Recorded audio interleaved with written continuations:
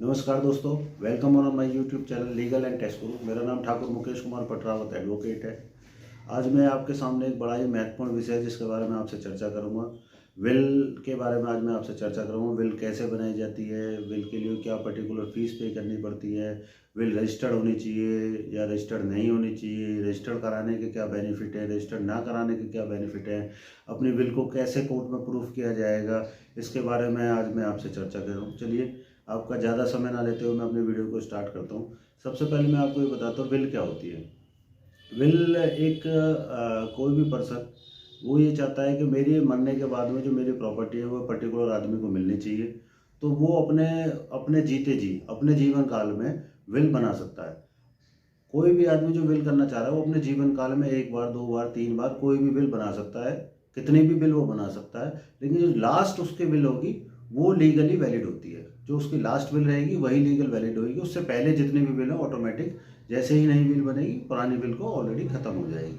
तो हमेशा ध्यान रखें कि अगर किसी आदमी ने 3 विल बनाई है और 3 विल बना दी, 4 विल बना दी है, और उसके बाद में जो लास्ट विल है सब वही वैलिड रहेगी। इसके अलावा जो पीछे की विल है, जैसी नई विल बनेगी पीछे की विल खत्म हो जाएगी। अब आपने विल बनानी कैसे है वो मैं आपको बताता हूँ। विल दो तरीके से हो सकती है, विल रजिस्टर्ड भी हो सकती है और विल रजिस्टर्ड नहीं भी हो सकती है। तो ये कहीं भी अपना कहीं भी किसी भी प्रोविजन में कहीं पर ये नहीं लिखा हुआ है कि विल रजिस्टर्ड होनी चाहिए या विल रजिस्टर्ड नहीं होनी चाहिए। आपका मेन पर्पज़ ये होना चाहिए कि काफ़ी एडवोकेट्स मेरे साथी हैं वो ये कहते हैं विल रजिस्टर्ड होनी चाहिए या विल रजिस्टर्ड नहीं होनी चाहिए। विल रजिस्टर्ड होने से ये फ़ायदा है, मैं आपको ये बता देता हूँ। यहाँ पे विल का रजिस्टर्ड होने से कोई फ़र्क नहीं पड़ता है। विल अगर रजिस्टर्ड है तब भी कोई फ़र्क नहीं पड़ता है, अगर विल रजिस्टर्ड नहीं है तब भी कोई फ़र्क नहीं पड़ता है। मेन बात है कि आप विल को एग्जीक्यूट कैसे करेंगे, विल को आप अपने कोर्ट में कैसे प्रूफ करोगे, सबसे इम्पोर्टेंट चीज़ ये है। तो इसमें मैं आपको 2 सेक्शंस हैं जिनके बारे में आज आपसे मैं चर्चा करूंगा, विल के बारे में भी और उन सेक्शनों के बारे में भी चर्चा करूंगा। मेरा सबसे पहले मैं अगर बात करता हूं तो मेरा एविडेंस एक्ट आता है। एविडेंस एक्ट की जो सेक्शन है हमारा सेक्शन 68 है। वो सेक्शन हमारे से ये कहता है कि जो विल बनी है, अगर कोई भी डॉक्यूमेंट्स है, विल बनी है और वो विल जो बनी है उसमें जो विटनेसेस है एटलीस्ट 2 विटनेस होने चाहिए, और विटनेस के साथ साथ उनमें से मिनिमम 1 विटनेस की कोर्ट में गवाही होनी चाहिए उस विल को प्रूफ करने के लिए। हमेशा ध्यान रखें, अगर आपने विल बनाई है तो विल में जिसने साइन किए हैं, जो विल बनाने वाला है उसने अपने साइन किए हैं, और उसके साइन के बाद में विटनेसेस एटलीस्ट जो हमारा प्रोविजन है वो कहता है 2 विटनेस होने चाहिए।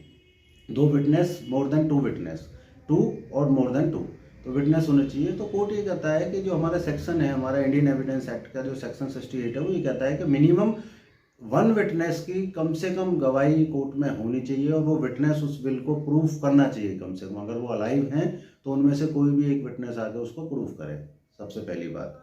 दूसरी बात अगर मैं बात करूँ तो एक हमारा सेक्शन है, इंडियन सक्सेशन एक्ट है, उसका हमारा सेक्शन है 63।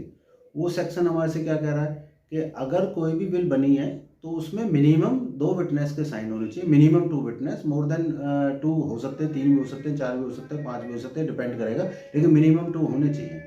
और वो मिनिमम 2 जो होने चाहिए उसमें जो सेक्शन हमारा 63 सब सेक्शन सी जो है उसका, वो हमारे से ये कहता है कि 2 विटनेस होने चाहिए, मोर देन 2 विटनेस होने चाहिए। और वो जो विटनेस हैं वो जिसने बिल बनाई है उसको, उसने जो बिल को साइन किया है वो उनके सामने साइन होना चाहिए, और वो दोनों लोग इस बात को प्रूफ करेंगे अपने साइन के साथ में कि हाँ ये बिल हमारे सामने बनाई गई है, हमारे प्रेजेंट में बनाई गई है, और इस बिल पे हमारे सामने इनने साइन किए हैं। इस चीज़ का प्रूफ होना चाहिए जो हमारा इंडियन सक्सेशन एक्ट जो हमारा कहता है। तो अब मैं आपको थोड़ा सा यहाँ पे ब्रीफ करूँगा कि विल का रजिस्टर्ड होने से कोई फ़र्क नहीं पड़ता है।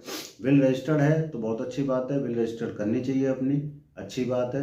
लेकिन अगर विल रजिस्टर्ड नहीं भी है तब भी कोई फ़र्क नहीं पड़ता। मेन बात होती है उसके कंटेंट्स, आपने विल कैसे ड्राफ्टिंग की हुई है, विल का आपने विटनेसेस अपने सिग्नेचर्स कैसे प्रूफ करना है, सबसे इम्पोर्टेंट चीज़ ये है। सबसे महत्वपूर्ण चीज़ है विल को एग्जीक्यूट करना, विल को प्रूफ करना कोर्ट के अंदर। विल कभी भी प्रेजेंट होएगी तो कोर्ट उसे ऐसे ही प्रूफ नहीं मानेगा, क्योंकि बहुत केसेस हैं, सुप्रीम कोर्ट के भी काफ़ी केसेस हैं जिसमें विल को प्रूफ नहीं मांगेगा, विल चैलेंज हो जाती है। विल चैलेंज होने के पीछे सिर्फ रीज़न ही ये होता है कि विल के जो विटनेसेस हैं आप उनकी प्रॉपर गवाही नहीं करा पाते हैं। आपका जो इंडियन एविडेंस एक्ट है जो 68 है, आप उसके कंप्लाइंस नहीं कर पाते हो। आप इंडियन सक्सेशन एक्ट जो सेक्शन है 63, आप उसका कंप्लाइंस नहीं कर पाते हो, जिसकी वजह से विल चैलेंज हो जाती है और विल एग्जीक्यूट नहीं हो पाती और आप अपने केस को हार जाते हो। तो हमेशा ध्यान रखें जो विल बनाने वाला है वो बिल बनाते टाइम सबसे महत्वपूर्ण जो हमारे बिंदु हैं उनको ध्यान रखें कि जब वो बिल बना रहा है तो बिल बनाते टाइम कंटेंट से एकदम क्लियर होने चाहिए, किसके फेवर में प्रॉपर्टी जा रही है, किसके फेवर में क्यों जा रही है, उसके पीछे रीज़न होना चाहिए कि आप किस वजह से उस प्रॉपर्टी को उसको देना चाहते हैं अपने मरने के बाद में। और उसके बाद में अपने जो विश्वास पात्र कोई भी 2 ऐसे विटनेसेस जो आगे चल के आपको सपोर्ट करें, आपको सपोर्ट करने के साथ साथ उस बिल को एग्जीक्यूट होने में आपकी मदद करें, क्योंकि उन विटनेसेस की गवाही होना बहुत ज़रूरी है, तभी बिल को एग्जीक्यूट किया जाएगा और तभी बिल को वैलिड माना जाएगा। धन्यवाद। होप आपको ये मेरी वीडियो अच्छी लगी होगी। अगर मेरी वीडियो अच्छी लगी है आपको तो मैं आपसे निवेदन करूँगा, प्लीज़ मेरी वीडियो को शेयर करें, लाइक करें, सब्सक्राइब करें और शेयर करें। धन्यवाद दोस्तों।